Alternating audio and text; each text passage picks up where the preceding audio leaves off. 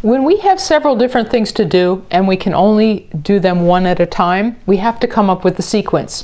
Is it a good sequence or a bad sequence? In job shop scheduling, typically how we comment on that is that we calculate the flow time and or the tardiness that is associated with that sequence. That's exactly what we're being invited to do here. Let's look. Global Freightways operates a small satellite center in Edinburgh, Scotland. Each day, a large plane arrives from Amsterdam lands in Edinburgh, bringing inbound freight. As this plane is unloaded, 5 small jets arrive, bringing outbound freight. Okay. Once the large plane is unloaded, each of the small jets is unloaded and then reloaded with its portion of the newly arrived inbound freight. These small jets then leave while the large plane is reloaded with outbound freight. Whew.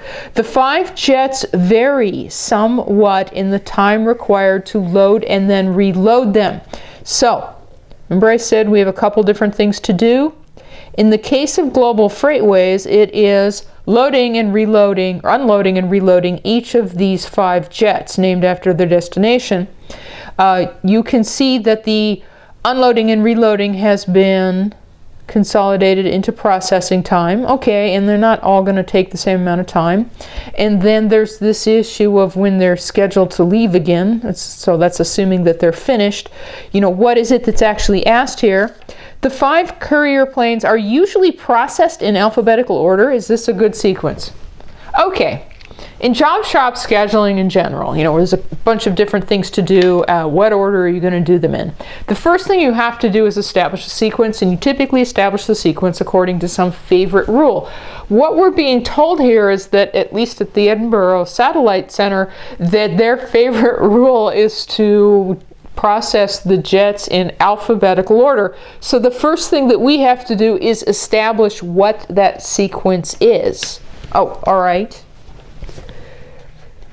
What sequence are we actually talking about? Well, we have to put these in alphabetical order. That's it. Okay, that means that, well, similar to the table up top, we'd be processing the Belfast courier jet first, the Birmingham jet next. Okay, yeah, then Dublin. Oh, and then I have to be careful because they said they like alphabetical order, and L for London would come before Manchester. So Manchester would be the last jet processed. What they're asking is this a good or a bad sequence? I don't know, but at least we can do an assessment of it. One of the things I'm going to do here is make myself a workspace just so that I keep my numbers straight. London, Manchester. Oh, all right. Now, why did I do that? Because in order to comment on the alphabetical sequence, I should first calculate the flow time associated with each jet. The flow time of a job, in this case it's a courier jet, a plane, but you know, in any job shop scheduling problem, it's a job. The flow time of a job is how long the job spends in the system. The flow time of a job is basically when you finish with it. The flow time of a job is if somebody was waiting for you to finish, it's when they could come pick it up. The flow time of a plane here at the Edinburgh Satellite Center is when it would then be free to leave again. Oh, okay, say fine. Right, we should determine that for each one of the planes. So we're going to add a column. Flow time. Let me say, begin at the top of the sequence, Belfast. Okay, we're saying that we're going to work on and process this jet first. The flow time for this jet is super easy because you just go look at its processing time. And its processing time is a half hour. That means that you would be finished with it in a half hour. If you began on it right now is always 0, right? You'd be done in a half hour. Fine, it's its flow time. The flow time of the first job in a sequence is always just its processing time. Now, let's look at Birmingham. Birmingham has to wait for Belfast to be processed. So Birmingham waits for 1/2 hour. Birmingham is only a 1/4 hour's worth of work. That means 0.5 plus 0.25. The flow time for the job Birmingham is 0.75. We will be finished processing that plane in 3/4 of an hour. Okay, then Dublin. Well, Dublin waits for these two jobs to be done. So Dublin waits for 0.75 hours. Dublin is then 0.65 hours worth of work. So 0.75 plus 0.65 is 1.4.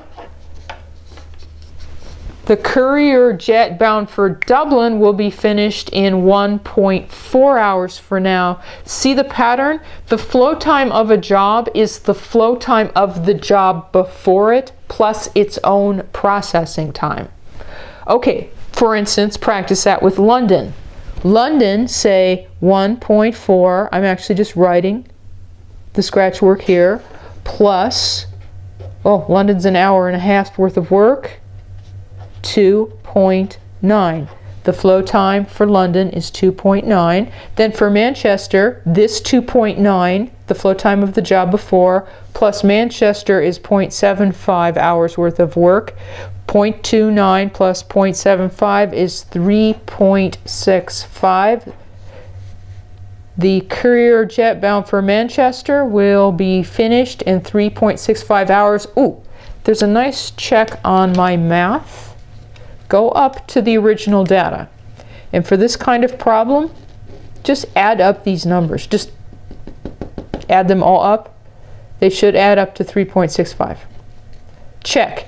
If they don't, if the flow time of the last job in a sequence is not the same thing as just add up all the processing data, then you've made a mistake somewhere in calculating flow time. Okay, the flow time of the last job will always be the sum of the duration data, the sum of the processing data. Because think about it, you can only do these things one at a time. It doesn't matter what order you shuffle them in. If you add up that column, it is that much work, which means that the last one will be finished in exactly that time. Oh, all right, now, we were supposedly commenting on whether it's a good idea to do these planes in alphabetical order. One way to comment on that is to then calculate the average flow time. It's considered a quick measure of the efficiency of the sequence. We would just average these numbers here. I did, and I got 1.84. Average flow time of the alphabetical sequence, 1.84 hours. On average, the plane spends 1.84 hours before it is unloaded. Oh, all right, now, having calculated flow time, there's another very important characteristic or performance stat, if you will, that we can now assess for the sequence, and that's tardiness. Because flow time is when we'll be finished, but tardiness reflects what we said we would do or what we promised we would do. Now, you calculate tardiness after you've calculated flow time. Because here's what you do. It's just logic. You say, okay, this first plane right here, Belfast, it will be finished in 0.5 hours. We now know that. Check its due date. Check its scheduled departure time. It is scheduled to depart in 1 hour. It will be done in a half hour. It's scheduled to depart in 1 hour. Yay, it is not tardy. Okay, if a job will be finished before its due date, it'll be finished early. Tardiness is just automatically 0. It's not tardy. Okay, Birmingham will be done in 3/4 of an hour. Check. Birmingham is due to leave in 2.6 hours. Oh man, it's way ahead of time. Tardiness is still 0. Dublin will be finished in 1.4 hours. Dublin, scheduled to leave in 2 hours.